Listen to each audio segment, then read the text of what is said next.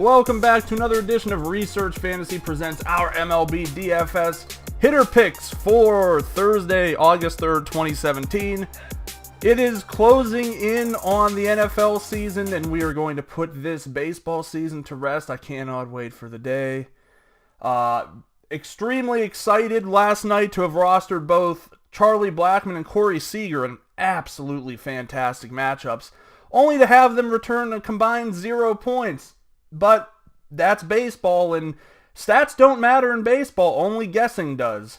I'm an average player when it comes to baseball. I'm not going to sit here and pretend that I'm an expert. I'm not playing in $1,065 entry fee contests with 10 other people and gloating when I've won with a score that wouldn't cash in a $2 cash game.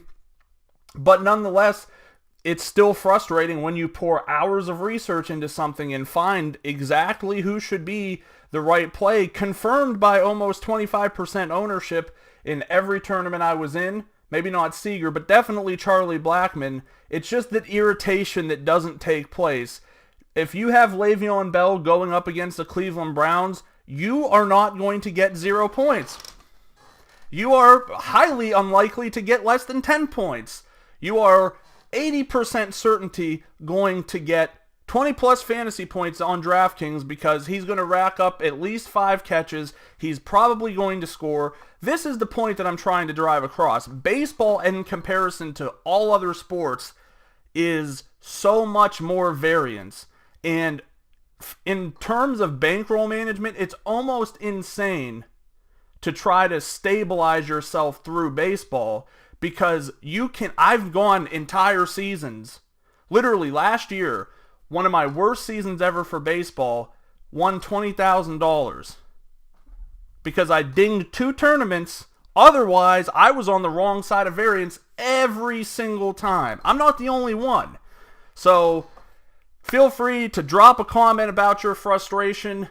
I don't mind being a punching bag for you. You want to lash out at me about how bad your lineups did. I'm in the same boat with you. It's just massively irritating. That's why I tend to, by the end of the baseball season, to just be running one lineup and just saying forget it. I'm better off throwing away $4 than I am $400. So anyway, let's move on to the picks today. We want to put some guys out there that are in a great spot that will unquestionably do well for you in your lineup. There is no chance, asterisk whatsoever, that these guys will bust. These are absolute bomb plays. All the data supports it. So don't come at me when they go 0 for 4. Look to them. Tweet them on Twitter. Tell them they're a bunch of bums playing a sport that involves them standing around 85% of the time. Anyway, Kaleb Cowart, 3,900 fantasy draft, 2,200 FanDuel, 2K DraftKings. This guy has been a prospect for I think as many years as I've been out of high school, which is 15 years now. Always had that potential, never really put it together. Seems to be doing well for himself in the majors thus far. Anytime you can get a guy who's probably going to be in the lineup and, minimum price on DraftKings, you should probably do it. Gets a good matchup today against Jared Eichhoff, 361 WOBA, 41% fly ball rate, 12.1% home run to fly ball ratio, 34.6% hard contact. All of those numbers point to someone who should be able to get the job done. And quite frankly, if anybody screws me, I hope it's him because he's basically free. Next up, let's look at, where do I want to go here? Let's go Matt Boyd, 363 WOBA, 37.7% fly ball rate, 40.5% hard contact. And I'm going to talk about Manny Machado, 9K, 3,800, 9K on Fantasy Draft, 3,800 FanDuel, 4,600 DraftKings. Corey Seager and Manny Machado, I could play them 100% of the time. Literally, I could play them every single day that there's a slate of baseball. And in doing so, I would cause them to become the first players in history to bat 0. Because these two guys, I could be on the mound pitching to them and put them in my lineup and I would probably have 8 strikeouts on the night. That's just the way things go with me. There's certain players I can never get on the right side of. Nolan Arenado, he's a guy I can get right every single time I want to play him.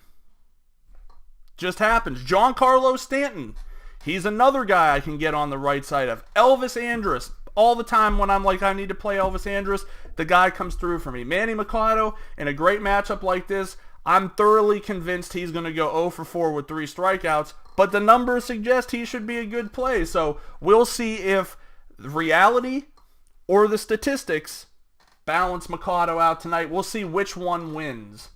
Last up, Justin Upton, 9,600 fantasy draft, 3,900 FanDuel, 5K on DraftKings.